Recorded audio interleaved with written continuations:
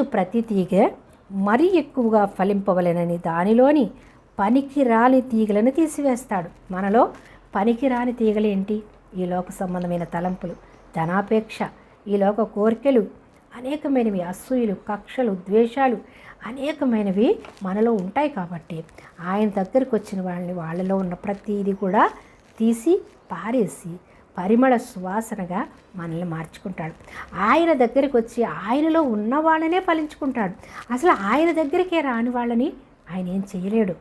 కాబట్టి మనము ఆయన దగ్గరికి వచ్చి మన జీవితాన్ని ఆయన చేతుల్లో పెట్టినప్పుడు ఆయన సరి చేసుకుంటాడు. మనం బయట ఉన్నంతసేపు దేవుడు మనకేమీ కూడా చేయలేడు. మనం ఆయన దగ్గరికి వచ్చినప్పుడే, ఆయన తీగలో మనం ఉన్నప్పుడే మనల్ని సరి చేయడానికి అవకాశం ఉంటుంది. ఆయన వేరు, ఆయన భూమి ఆయనే కాబట్టి, వ్యవసాయం చేసేవాడు ఆయన కాబట్టి, తండ్రి